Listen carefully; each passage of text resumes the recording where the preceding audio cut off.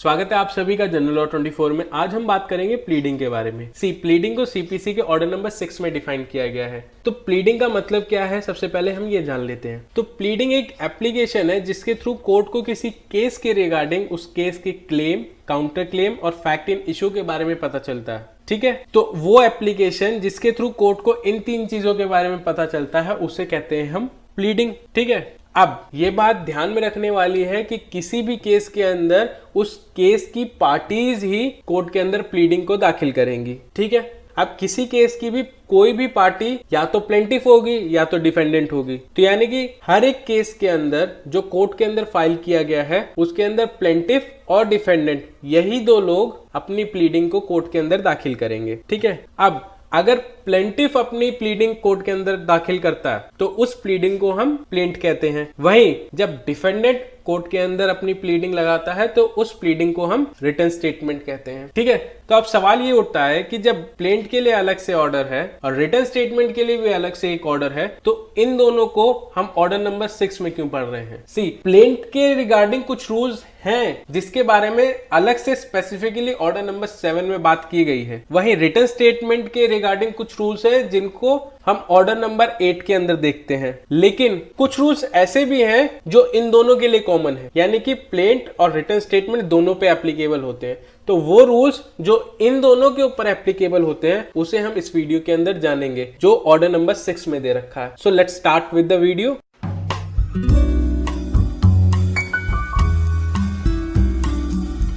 Now अब हम बात करते हैं ऑर्डर 6 के पहले रूल के बारे में जो बात करता है प्लीडिंग के ऊपर। कहता है प्लीडिंग या तो प्लेंट होगा या तो रिटन स्टेटमेंट होगा। अभी हमने पीछे देखा कि प्लेंटिफ अगर कोर्ट के अंदर प्लीडिंग दाखिल कर रहा है तो उसे हम प्लेंट कहेंगे। वहीं अगर डिफेंडेंट कोर्ट के अंदर प्लीडिंग दाखिल कर रहा है तो उसे हम रिटन स्टेटमेंट कहेंगे। अब सवाल ये उठता है कि प्लीडिंग का पर्पस क्या है, आखिर कोर्ट के अंदर प्लीडिंग दाखिल ही क्यों की जाती है। सबसे पहला रीजन जिसके कारण प्लीडिंग कोर्ट के अंदर दाखिल की जाती है वो ये है कि प्लीडिंग कोर्ट के अंदर दाखिल करने से कोर्ट को केस के बेसिक स्ट्रक्चर के बारे में पता चल जाता है। कोर्ट को पता चल जाता है केस के अंदर प्लेंटिफ और डिफेंडेंट के बीच में डिस्प्यूट क्या है, जिससे उसको डिसीजन लेने में आसानी होती है। ठीक है, कोर्ट अगर डिसीजन जल्दी ले लेगा तो केस डिले नहीं होगा, और अगर डिले नहीं होगा तो केस के डिले होने के कारण जो केस के अंदर एक्स्ट्रा एक्सपेंसेस आते हैं वो एक्स्ट्रा एक्सपेंसेस बच जाएंगे।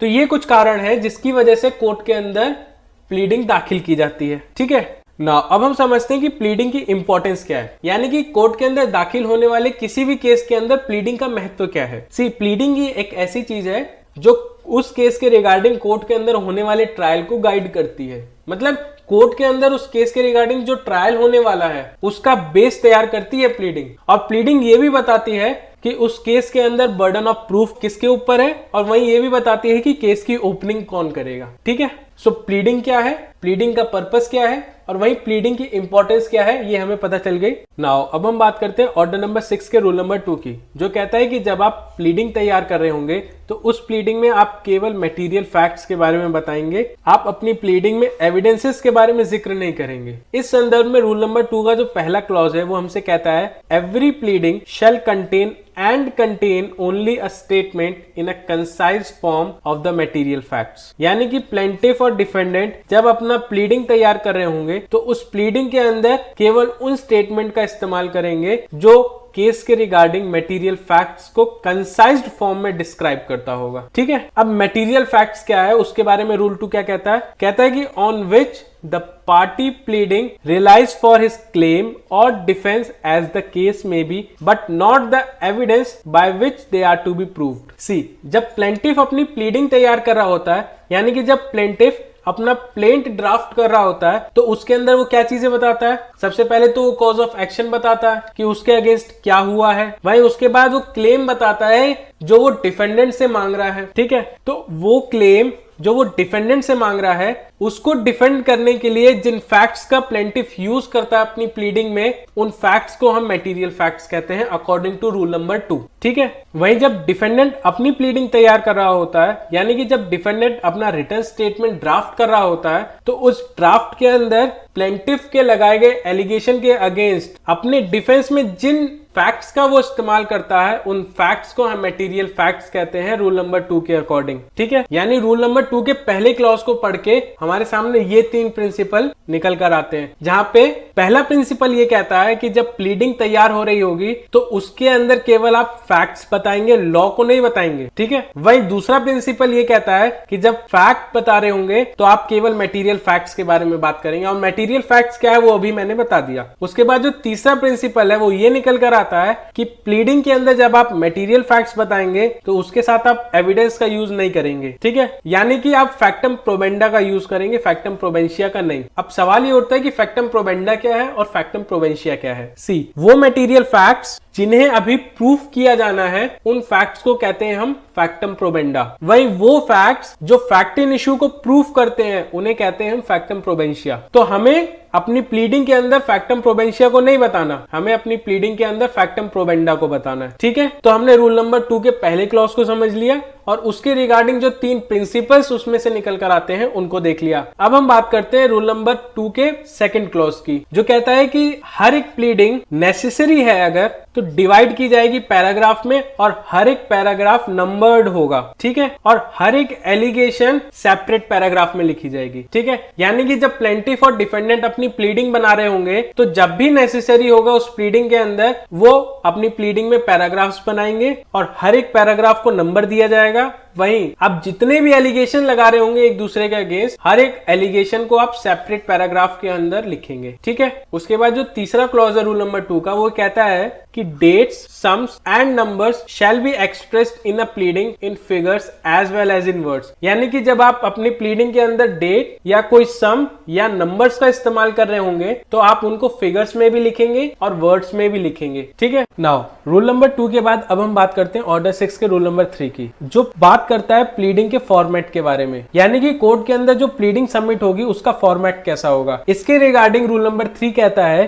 कि सीपीसी के अंदर अपेंडिक्स ए दे रखा है, उसके अंदर प्लीडिंग के फॉर्मेट को बताया है। उस फॉर्मेट का यूज करते हुए प्लेंटिफ कोर्ट के अंदर अपनी प्लीडिंग को एज अ प्लेंट सबमिट करेगा, वहीं इसी फॉर्मेट का यूज करते हुए डिफेंडेंट कोर्ट के अंदर अपनी प्लीडिंग को as a written statement submit करेगा। ठीक है, सो उसके बाद अब हम बात करते हैं रूल नंबर 4 की, जो कहता है particulars to be given where necessary. कह रहे कि हर एक वो केस जिसके अंदर पार्टी इस बात की प्लीडिंग करती है कि उसके अगेंस्ट मिस रिप्रेजेंटेशन हुआ है, फ्रॉड हुआ है, या फिर ब्रीच ऑफ ट्रस्ट हुआ है, विलफुल डिफॉल्ट हुआ है, या फिर अनड्यू इन्फ्लुएंस हुआ है, या फिर इसके अलावा कोई और कॉज ऑफ एक्शन अराइज हुआ है, तो ऐसी सिचुएशन में अगर नेसेसरी है तो उसको उस कॉज ऑफ एक्शन के रिगार्डिंग फुल डिटेल्स देनी है, जिसमें वो ये बताएगा कि उसके अगेंस्ट जो कॉज ऑफ एक्शन अराइज हुआ है वो किस डेट को हुआ है, किस टाइम पे हुआ है, किस जगह हुआ है और किस तरीके से उसके अगेंस्ट वो कॉज ऑफ एक्शन प्रैक्टिस किया गया है। ठीक है, सो प्लेंटिफ के अगेंस्ट कोई ऐसा कॉज ऑफ एक्शन अराइज हुआ है जिसके अंदर ये नेसेसरी है कि इन टर्म्स के बारे में उसको डिटेल में बताना पड़े, तो वो अपनी प्लीडिंग के अंदर इन सारी बातों को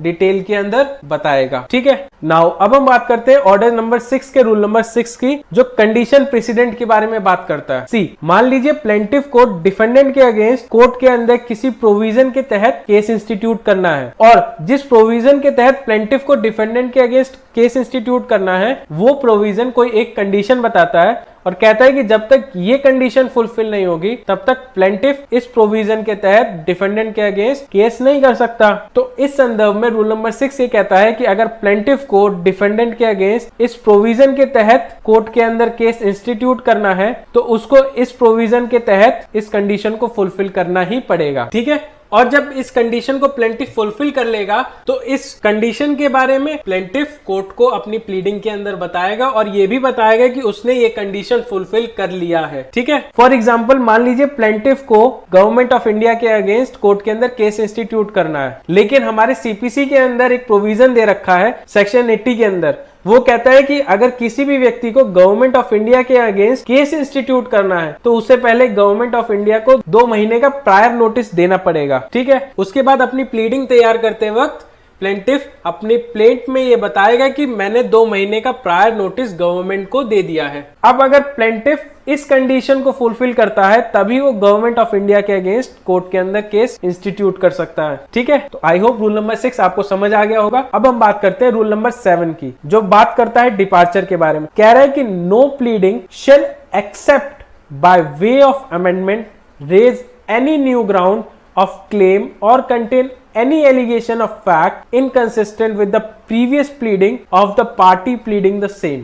See, अभी हमने पीछे देखा कि अगर कोर्ट में एक बारी प्लीडिंग सबमिट हो गई, यानी कि प्लेंटिफ की तरफ से प्लेंट और डिफेंडेंट की तरफ से रिटन स्टेटमेंट कोर्ट के अंदर सबमिट हो गया, तो उसके बाद उन्हीं प्लीडिंग के बेसिस के ऊपर कोर्ट के अंदर ट्रायल चलता है। लेकिन केस के ट्रायल के वक्त अगर कोई पार्टी अपने प्लीडिंग के अंदर दिए गए फैक्ट से अलग हटकर कोई नया फैक्ट जिसके थ्रू वो नया क्लेम करती है कोर्ट के अंदर, तो क्या वो मान्य होगा? तो इस संदर्भ में रूल नंबर 7 ये कह रहा है कि अगर केस की कोई पार्टी अपनी प्लीडिंग में किसी नए ग्राउंड के बेसिस के ऊपर कोई नया क्लेम रेज करती है या फिर कोई नए एलिगेशन लगाती है सामने वाली पार्टी के ऊपर जो उसकी प्रीवियस प्लीडिंग से मैच नहीं कर रहे, तो ऐसी सिचुएशन में वो कोर्ट के अंदर उन नए ग्राउंड को प्लीड नहीं कर सकती। लेकिन इसके अंदर एक एक्सेप्शन भी बता रहा है, कह रहा है कि अगर उसको ऐसा कोई नया ग्राउंड कोर्ट के अंदर लाना ही है तो उसको सबसे पहले अमेंडमेंट की एप्लीकेशन कोर्ट में लगानी पड़ेगी, और कोर्ट जब उस अमेंडमेंट की एप्लीकेशन को एक्सेप्ट करेगा उसके बाद ही वो पार्टी उन नए ग्राउंड के बेसिस पे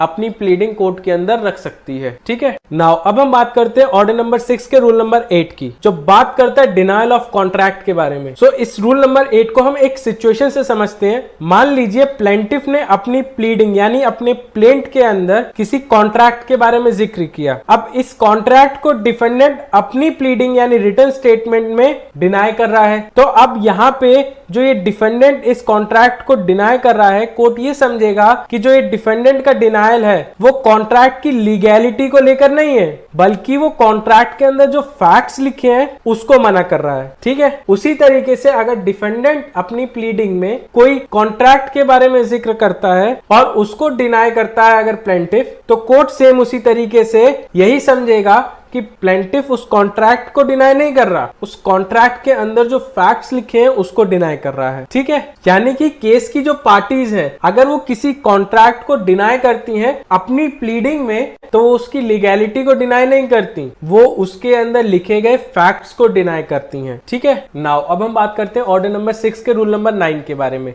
जो कहता है effect of a document to be stated.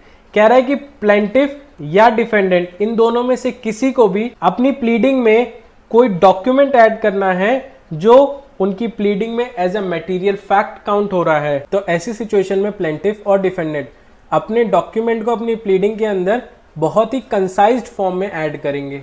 ठीक है, वही जो दूसरी बात रूल नंबर 9 कहता है वो ये कहता है कि आप जब अपने डॉक्यूमेंट के बारे में कोर्ट को बता रहे हो तो उसके साथ आप ये भी बताएंगे कि उस डॉक्यूमेंट का आपके केस के ऊपर क्या इफेक्ट पड़ेगा। ठीक है, नाउ अब हम बात करते हैं ऑर्डर नंबर 6 के रूल नंबर 10 की। ठीक है, नाउ अब मान लेते हैं हम कि प्लेंटिफ के अगेंस्ट डिफेंडेंट ने कोई ऐसा एक्ट किया है जिससे कि प्लेंटिफ के against cause of action arise हुआ है, जिसके बेसिस पे प्लेंटिफ ने डिफेंडेंट के अगेंस्ट कोई क्लेम मांगा है। ठीक है, अब इतना तो बेसिक है, इतना हम पीछे से पढ़ते हुए चले आ रहे हैं। लेकिन अब सवाल ये उठता है कि क्या डिफेंडेंट ने जो प्लेंटिफ के अगेंस्ट ये एक्ट किया है इसके पीछे का स्टेट ऑफ माइंड क्या है?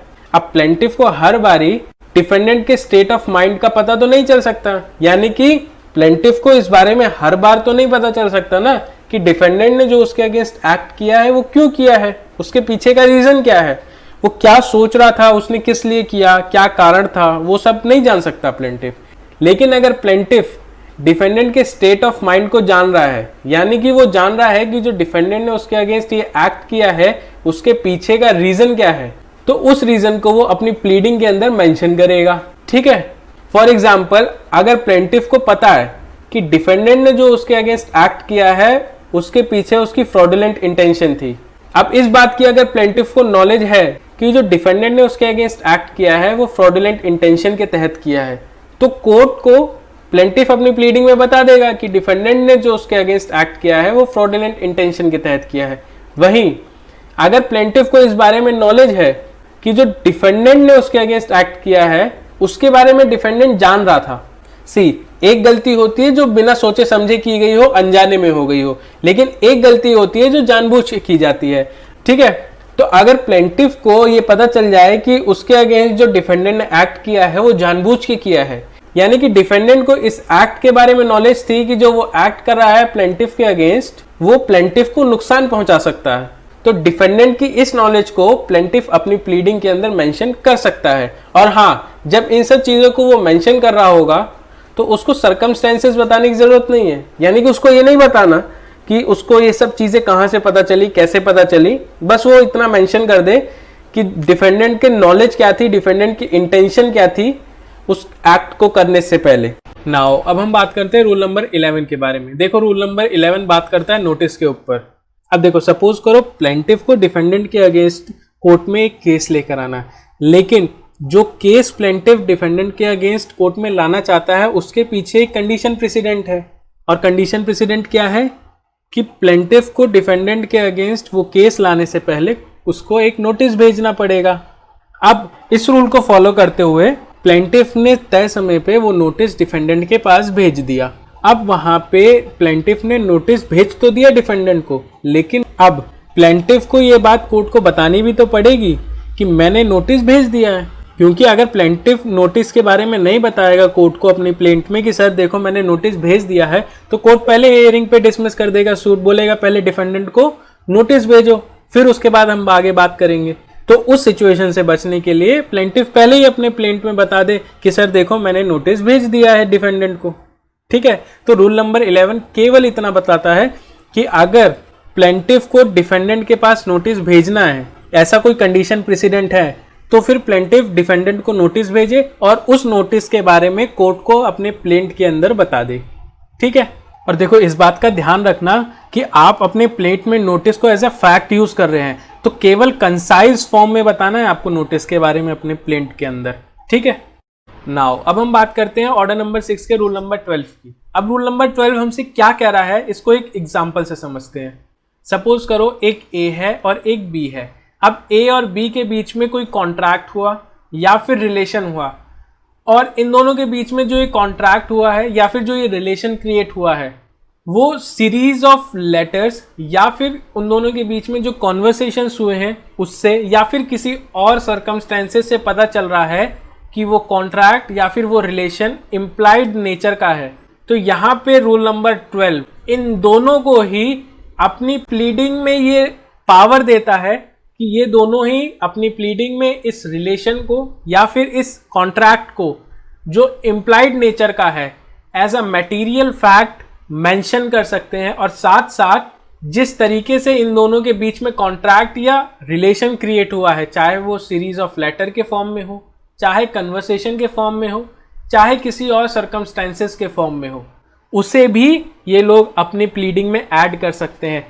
लेकिन यहाँ पे ए और बी इस बात का ध्यान रखेंगे कि जब वो अपने प्लेंट में या फिर अपने रिटर्न स्टेटमेंट में अपने इस कॉन्ट्रैक्ट या अपने इस रिलेशन को बताएंगे तो बहुत ही कंसाइज्ड फॉर्म में बताएंगे।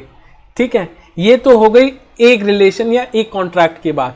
सपोज करो कि ए का बी के साथ तो इम्प्लाइड कॉन्ट्रैक्ट या रिलेशन था ही साथ किसी सी पर्सन डी ई इन तीनों के साथ भी इम्प्लाइड रिलेशन या इम्प्लाइड कॉन्ट्रैक्ट था। तो रूल नंबर 12 कहता है कि ए अगर चाहता है कि जो उसके साथ उसका इम्प्लाइड रिलेशन और कॉन्ट्रैक्ट सी डी और ई के साथ था, अगर उसको भी एज अ मटेरियल फैक्ट अपने प्लीडिंग में मेंशन करना चाहता है तो वो कर सकता है, लेकिन वही है कंसाइज्ड फॉर्म में ही मेंशन करना पड़ेगा। ठीक है, नाउ अब हम बात करते हैं ऑर्डर नंबर 6 के रूल नंबर 13 की। देखो, रूल नंबर 13 हमसे कहता है कि जब प्लेंटिफ और डिफेंडेंट अपनी प्लीडिंग तैयार करेंगे तो प्लेंटिफ और डिफेंडेंट अपनी इस प्लीडिंग के अंदर केवल मटेरियल फैक्ट्स को ही मेंशन करेंगे। प्लेंटिफ और डिफेंडेंट अपनी प्लीडिंग में कोई भी ऐसा लॉ प्रिज्यूम नहीं करेंगे जो उनका फेवर कर रहा हो, या फिर कोई और ऐसा लॉ प्रिज्यूम नहीं करेंगे जो उनके ऊपर से बर्डन ऑफ प्रूफ दूसरी पार्टी के ऊपर शिफ्ट कर दे। ठीक है, यानी कि कुल मिला के रूल नंबर 13 हमसे ये कहता है कि प्लेंटिफ और डिफेंडेंट जब प्लीडिंग तैयार करेंगे तो उस प्लीडिंग में कोई भी लॉ का प्रिजम्पशन नहीं करेंगे। देखो, जब कोर्ट के अंदर प्लीडिंग सबमिट की जाती है प्लेंटिफ या फिर डिफेंडेंट द्वारा, तो फिर उस प्लीडिंग के ऊपर साइन भी होते हैं। अब वो साइन किसके होते हैं उसको बताता है रूल नंबर 14। कहता है कि जब प्लीडिंग कोर्ट के अंदर सबमिट किया जाएगा तो उसके ऊपर सिग्नेचर किए जाएंगे, किसके? प्लेंटिफ या फिर डिफेंडेंट के, यानी कि केस की पार्टीज के साइन होंगे उस प्लीडिंग के ऊपर, ठीक है। साथ ही साथ प्लेंटिफ और डिफेंडेंट इन दोनों की तरफ से जो वकील कोर्ट में इन दोनों का पक्ष रख रहे होंगे वो भी उस प्लीडिंग के ऊपर साइन करेंगे, ठीक। तो यानी कि दो लोग हो गए, केस की पार्टीज और केस जो वकील लड़ रहा है वो। लेकिन रूल नंबर 14 का प्रोवाइजो कहता है कि अगर केस की पार्टीज यानी कि प्लेंटिफ और डिफेंडेंट एब्सेंट हैं और साइन नहीं कर पा रहे अपनी प्लीडिंग में, तो उनकी जगह कोई तीसरा पर्सन प्लीडिंग के ऊपर साइन करेगा। लेकिन ऐसे ही कोई रैंडम पर्सन नहीं होगा, जो पर्सन प्लीडिंग के ऊपर साइन करेगा उसके पास अथॉरिटी होगी उस प्लीडिंग के ऊपर साइन करने की। और जो ये पर्सन है ना, इसको अथॉरिटी कौन देगा? इसको अथॉरिटी देंगे प्लेंटिफ और डिफेंडेंट। जो एब्सेंट होगा वो अपनी तरफ से अथॉरिटी दे देगा कि भाई मैं एब्सेंट हूं, मेरी जगह ये पर्सन प्लीडिंग के ऊपर साइन कर देगा, ठीक है। So this is all about rule number 14 कि प्लीडिंग के ऊपर साइन कौन करेगा। नाउ अब हम बात करते हैं ऑर्डर नंबर 6 के रूल नंबर 15 की। देखो रूल नंबर 15 जो है वो बात करता है प्लीडिंग के वेरिफिकेशन के बारे में। कह रहा है कि जब प्लेंटिफ और डिफेंडेंट ये दोनों अपनी प्लीडिंग कोर्ट में सबमिट करेंगे, उससे पहले ये दोनों अपनी प्लीडिंग को वेरीफाई करेंगे, ठीक है। तो अब सवाल ये उठता है कि प्लेंटिफ और डिफेंडेंट ये दोनों अपनी प्लीडिंग का वेरिफिकेशन कैसे करेंगे। तो ये लोग अपनी प्लीडिंग का वेरिफिकेशन कैसे करेंगे वो बताता है रूल नंबर 15 का क्लॉज नंबर 2, ठीक है। अब ये हमसे क्या कह रहा है इसको एक एग्जाम्पल से समझते हैं। सपोज कीजिए एक प्लेंटिफ है, उसने अपना एक प्लेंट तैयार किया। अब सपोज कीजिए उस प्लेंट में उसने 10 पैराग्राफ लिखे, जिसमें से उसने मान लीजिए 7 पैराग्राफ में एलिगेशंस लगाए डिफेंडेंट के ऊपर और उसी के बेसिस पे 3 पैराग्राफ में क्लेम के लिए डिमांड करी, ठीक है। यानी कि टोटल उसने अपने प्लेंट में 10 पैराग्राफ लिखे। अब मान लो इस 10 में से 7 पैराग्राफ के रिगार्डिंग प्लेंटिफ कह रहा है कि सर ये जो 7 पैराग्राफ है ना, ये मेरी नॉलेज में है और इसको मैं वेरीफाई करता हूं कि ये मेरे हिसाब से पूरी तरीके से सही है, ठीक है। और जो बचे हुए 3 पैराग्राफ हैं उसके रिगार्डिंग मुझे कहीं से इंफॉर्मेशन मिली थी और मेरे हिसाब से वो इंफॉर्मेशन ठीक लग रही है, इस वजह से मैंने अपने प्लेंट में उसको मेंशन किया है, ठीक है। देखो अब यहाँ पे प्लेंटिफ ने अपने 10 पैराग्राफ को वेरीफाई कर दिया, यानी कि उसने बता दिया कि जो मैं लिख रहा हूँ वो मेरी नॉलेज में है, मैं जान रहा हूँ कि मैं क्या लिख रहा हूँ। एक तरीके से स्टॉपल अप्लाई कर दिया जिससे कि प्लेंटिफ अपनी बात से जो उसने प्लीडिंग में लिखी है बाद में ट्रायल के अंदर मुकर ना जाए, ठीक है। सेम उसी तरीके से ये प्रिंसिपल डिफेंडेंट के ऊपर भी एप्लीकेबल होता है, ठीक है। अब जब वेरिफिकेशन कर देगा प्लेंटिफ और डिफेंडेंट दोनों ही अपनी प्लीडिंग का, तो उस वेरिफिकेशन के नीचे प्लेंटिफ और डिफेंडेंट अपने सिग्नेचर करेंगे, साथ में नीचे डेट लिखेंगे और ये वाली जो डेट है ना, ये वो डेट होगी जिस दिन प्लेंटिफ और डिफेंडेंट ने अपनी प्लीडिंग को वेरीफाई किया है, ठीक है। और साथ में जगह भी लिखेंगे कि कहाँ पे उन्होंने अपनी प्लीडिंग को वेरीफाई किया है, ठीक है। और जो मैंने ये बताया आपको कि प्लेंटिफ डिफेंडेंट आप वेरिफिकेशन के बाद साइन करेंगे, डेट लिखेंगे और जगह का नाम लिखेंगे कि कहाँ पे उन्होंने अपनी प्लीडिंग को वेरीफाई किया। ये सारी चीजें बताता है 15 का क्लॉज नंबर 3, यानी कि रूल नंबर 15 क्लॉज 3। वहीं साथ में रूल नंबर 15 का जो क्लॉज 4 है वो हमें कहता है कि प्लीडिंग के साथ साथ प्लेंटिफ और डिफेंडेंट अपनी प्लीडिंग के सपोर्ट में एफिडेविट भी कोर्ट के अंदर सबमिट करेंगे, ठीक है। देखो अब टोटल 3 रूल बच रहे हैं ऑर्डर नंबर 6 में। पहला है order number 16, order number 17 and then last one is order number 18। अब ये तीनों जो रूल हैं इसको हम अपनी अगली वीडियो में कवर करेंगे। सो इस वीडियो में हमने ऑर्डर नंबर 6 के रूल नंबर 1 से लेकर रूल नंबर 15 के बीच में जितने भी टॉपिक्स थे, जितने भी डाउट्स थे, उन सबको कवर कर लिया। आई होप आपको ये सारे रूल्स समझ में आए होंगे।